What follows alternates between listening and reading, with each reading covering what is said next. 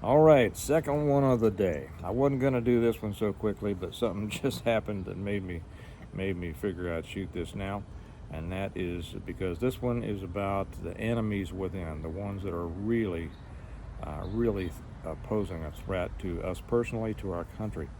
Um, by the way, welcome to Integrative Preparedness. It's good to have you.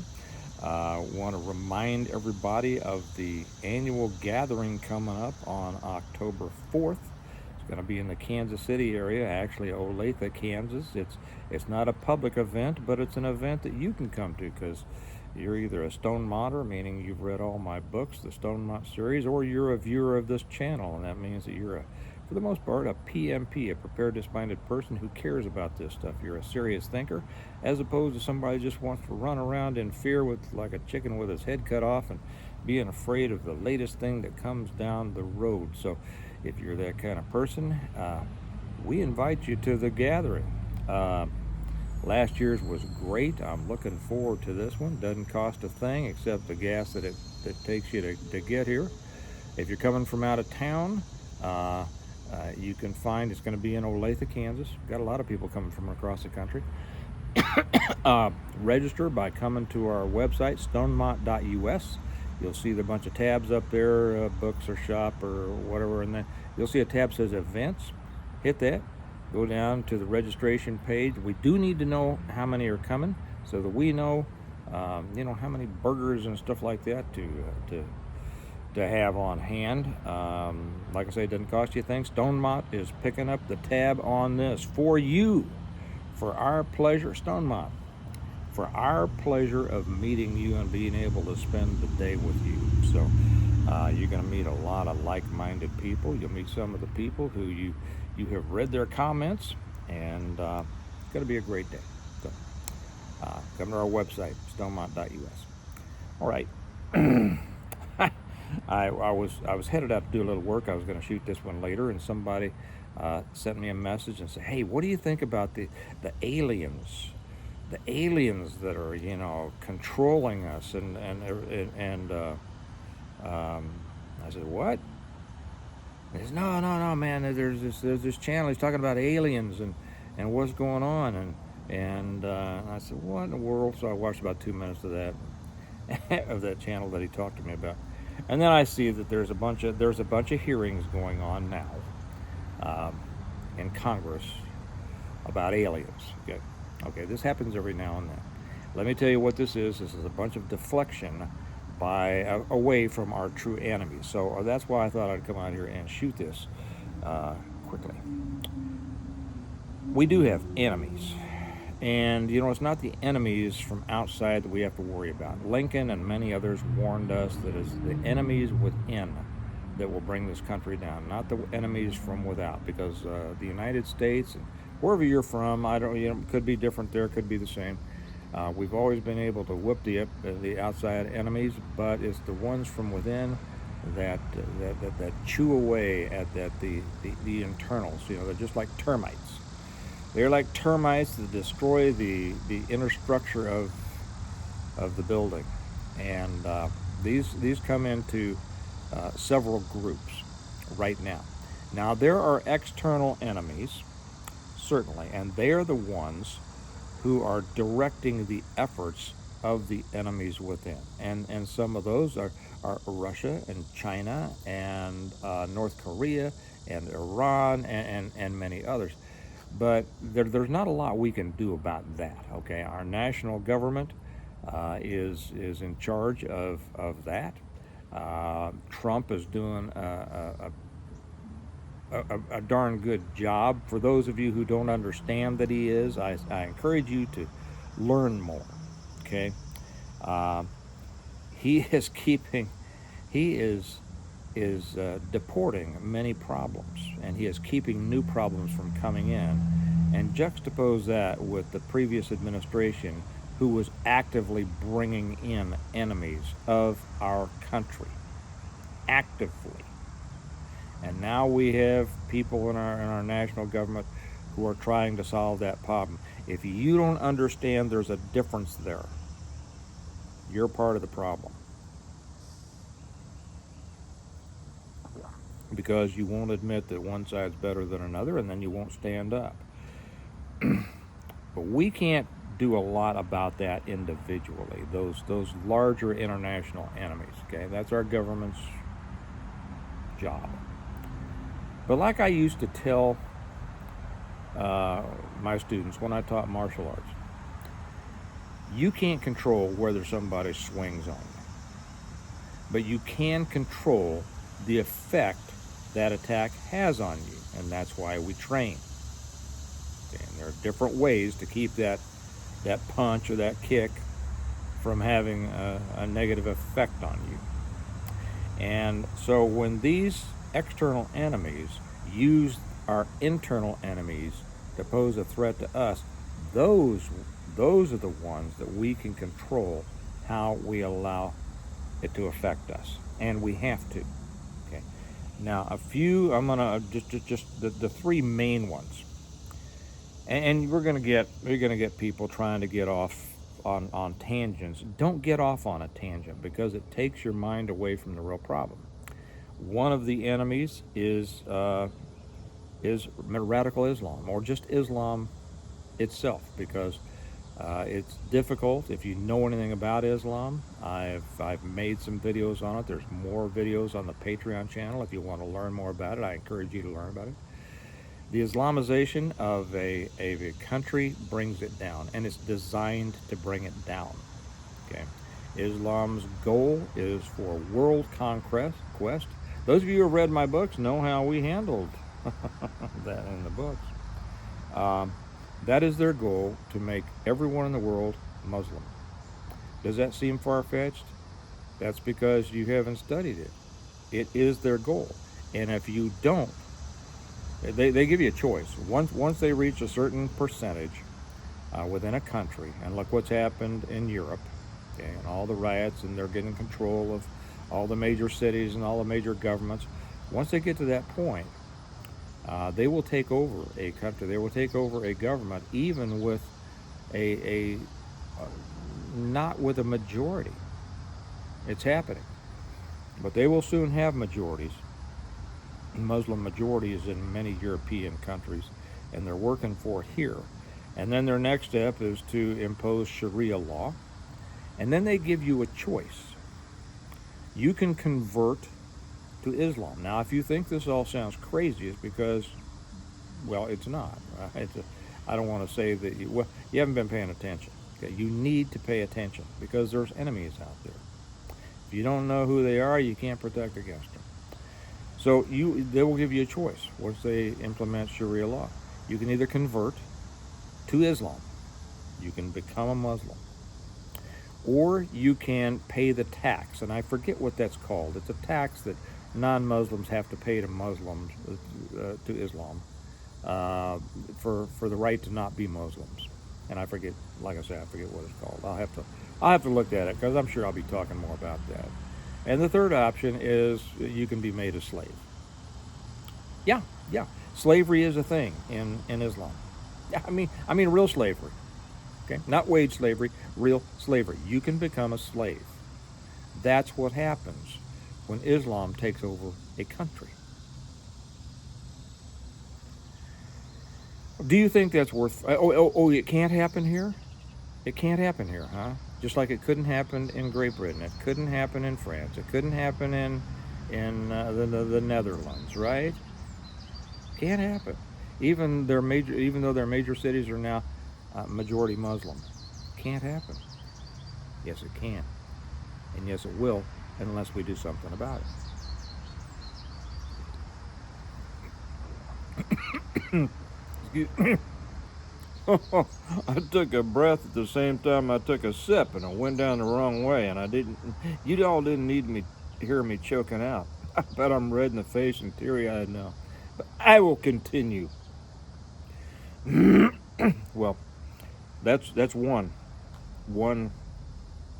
kind of the fork here. The other one is the racial problems, the racial hatred that's being generated by certain people within society. Okay? And they're really ginning this up. They really are. It's not the majority of people. It's not the majority of blacks. It's not the majority of whites. It's not the majority of anybody.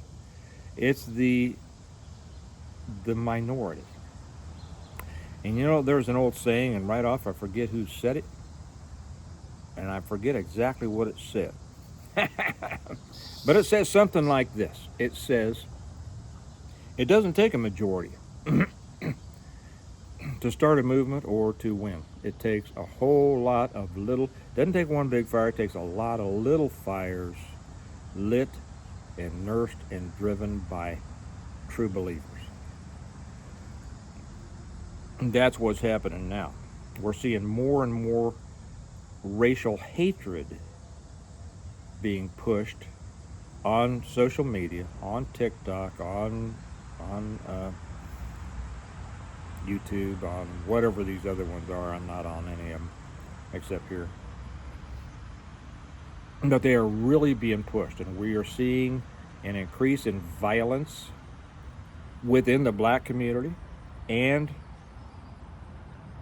by some in the black community against whites and by some in the black community against police. Okay? All right. Those people aren't in the majority, but they are a minority being used by the powers behind the curtain. Okay. Now, there's a third tying on this fork, and that are the people in our country who believe that our country is evil and want to basically change the way our country is. These are the communists, and that is the Democrat Party. And they are, assisted in their idiocy by Antifa and BLM and all these phony groups. But they know that violence, at least in the past, has worked in the United States as a political tool. Now, I'm watching right now, and I think it's just great when I see the police slam dunk protesters. Now, it's our right to protest, okay? But demonstrations in the middle of the street, blocking traffic, assaulting police, everything like that, no, that's a no-go. And I'm just loving seeing the federal overtake of the D.C. police. I love it when I see some of these people getting body slammed and taken to the ground and cuffed, where in the past, under the Biden administration, they just would have, had to stand there and take it or withdraw and let them burn their police station. You realize how different things are now than under Biden, right? You realize that. I hope you do. Because I don't want to see anybody come on here and say, well, they're all the same. No, they are not. Again, this is the fourth tying of the fork. And that are those Americans. Yesterday I was at I told you in the previous one, that a friend of ours is running for governor, and we were at an event that was shooting some film for their upcoming commercials. And he's not announcing until September 2nd. So I'll tell you all about it then. I can't say anything yet. But I was telling him, I said, the problem is that when the founders founded this country, and I wished him well. I said, man, you're an uphill battle. I don't envy you the arrows that are going to come your way. He said, yeah. I said, the problem is that the founders said that our country, our country was made for an informed and intelligent citizenry. Well, we don't have that anymore. They're not informed. Most of them are misinformed or disinformed. Even if they are informed, so many of our citizens aren't intelligent enough or don't have the background, don't have the education to understand exactly what they're seeing or hearing. And then there are those who, because they lack a foundation, a strong foundation of principles,